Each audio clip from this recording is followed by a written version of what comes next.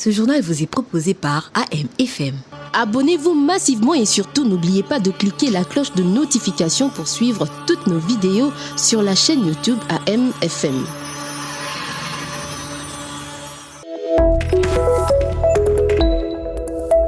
C'est l'heure de vous informer, fidèles auditeurs. Bienvenue à tous dans ce journal sur votre radio, dont voici les titres.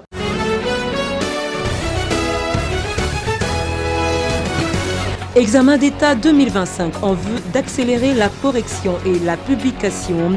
Un nouveau logiciel basé sur l'intelligence artificielle a été mis sur pied.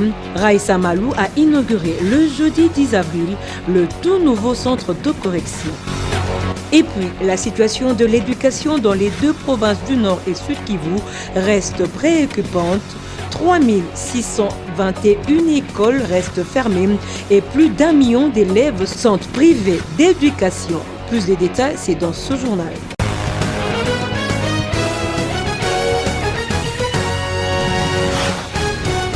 Je viens de l'annoncer au sommaire. La ministre d'État, ministre de l'Éducation nationale et Nouvelle Citoyenneté, Raissa Malou, a inauguré le jeudi 10 avril 2025 le centre de correction modernisé de l'examen d'État situé dans l'enceinte de l'imprimerie de l'inspection générale de l'enseignement à Kinshasa, équipé d'un nouveau logiciel qui recourt à l'intelligence artificielle. Ce centre fiabilise et accélère la correction des items. Plus de détails avec Bienfait Indumbo. À son arrivée, la ministre d'État Raissa Malou a été accueillie par l'inspecteur général de l'Éducation nationale, Hubert Kimbonza, le secrétaire général Aïe Mathieu Mukenge et quelques membres du cabinet. Le chef des corps a fait visiter à l'autorité du ministère les différentes installations rénovées tout en présentant les innovations apportées.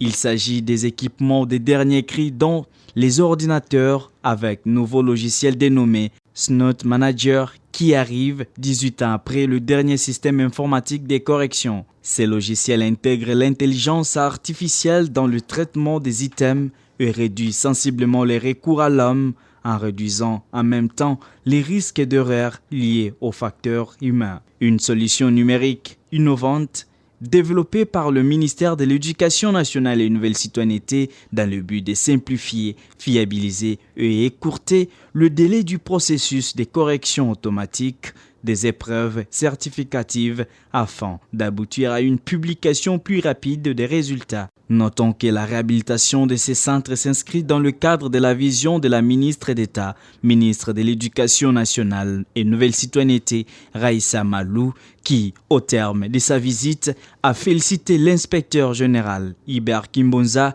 pour la qualité du travail abattu, ainsi que les membres de son cabinet qui ont travaillé en convenance avec les agents et cadres de l'inspection générale de l'enseignement.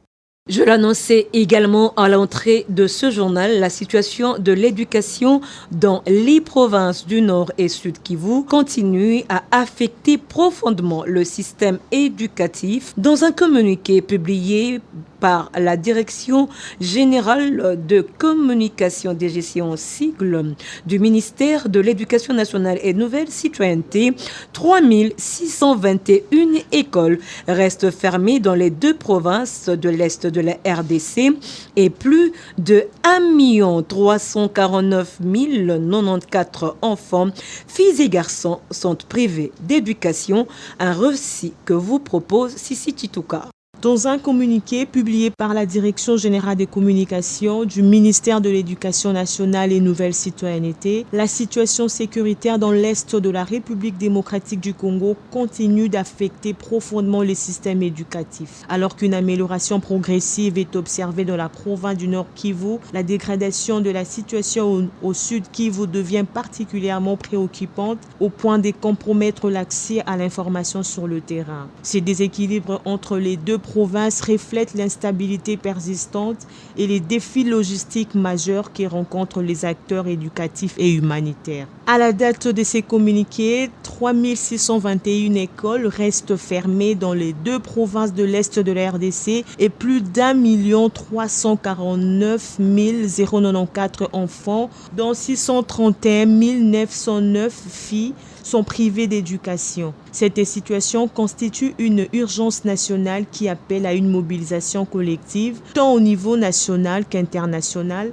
pour assurer la continuité de l'apprentissage, renforcer la protection des écoles et des élèves et garantir un accès humanitaire sans entrave aux zones affectées.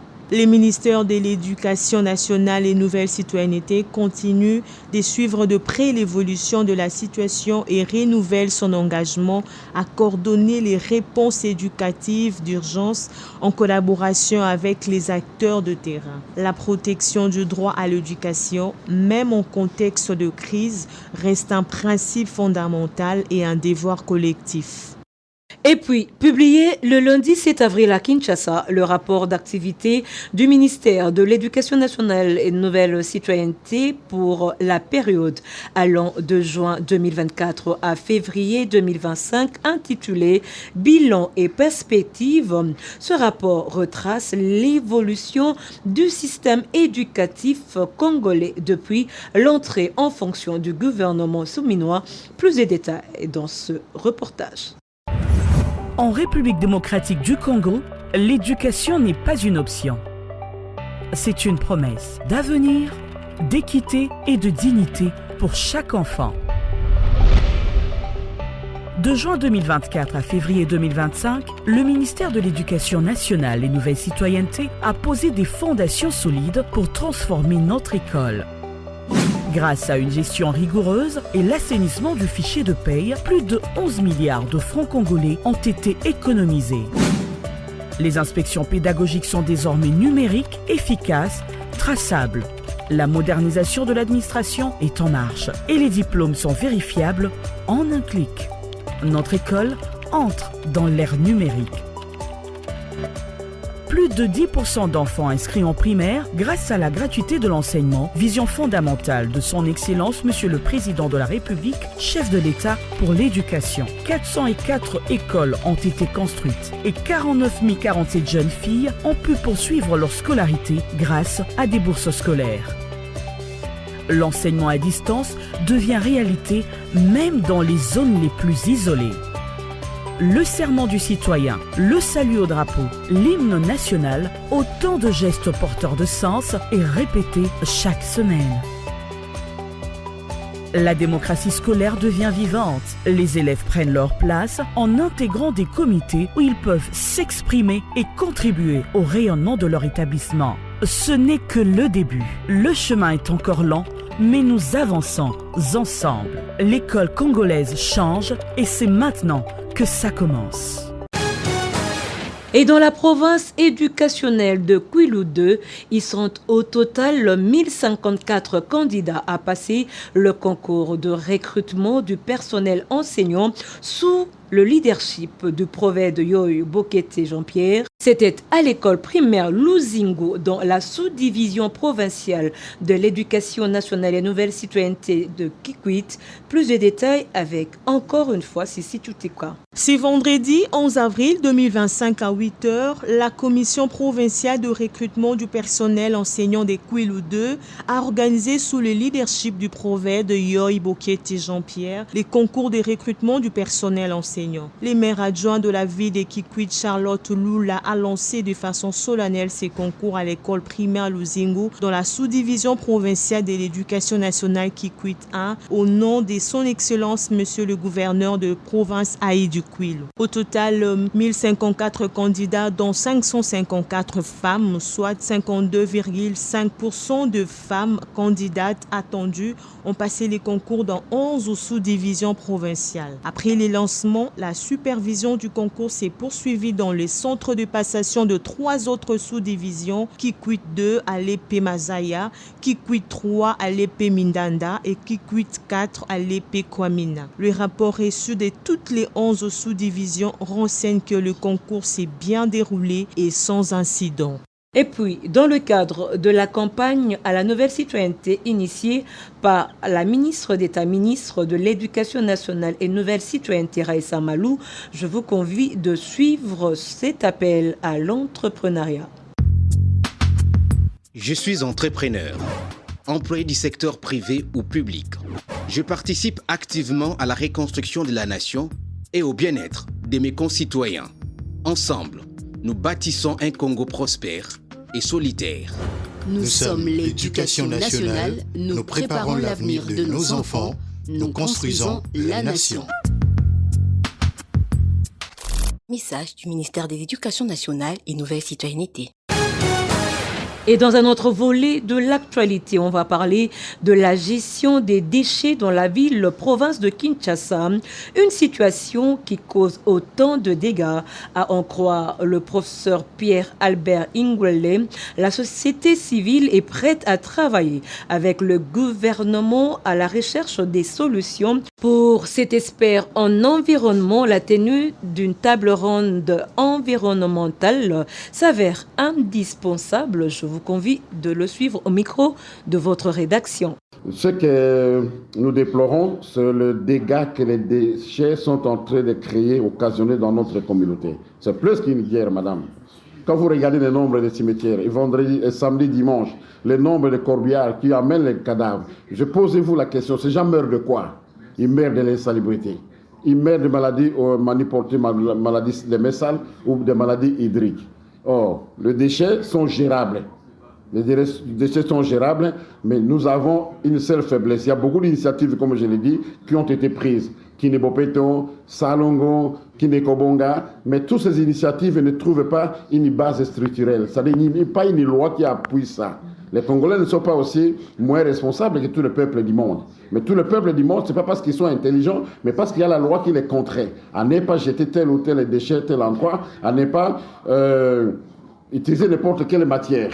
Donc ce que nous déplorons, c'est que nous demandons maintenant, la société civile est prête à accompagner les gouvernements, n'est-ce pas, dans la recherche des solutions. Mais si on fait les états généraux de l'assainissement, c'est de permettre aux experts, au gouvernement, qu'on définisse où nous irons, qu'est-ce que le Congo veut, qu'est-ce que Kinshasa veut faire avec ces déchets. À ce moment-là, nous allons définir vraiment les bonnes orientations. En tenant compte de la situation géographique de chaque commune aussi. Kinshasa, la Gombe n'est pas Bandal, et Bandal n'est pas Lingala, Lingala n'est pas Barumbu. C'est là l'importance de la politique nationale d'assainissement, qui doit aller aussi dans les provinces, parce que la Constitution de 2006 déclare que l'assainissement est à la charge des entités territoriales décentralisées, qui doivent s'occuper à la base. Et maintenant, comme on a fait des élections communaux, j'espère qu'on va installer le conseil communal pour qu'on puisse suivre ça dans chaque commune. La solution, c'est la prise de conscience. Ma maison est propre. Pourquoi je dois salir devant la maison?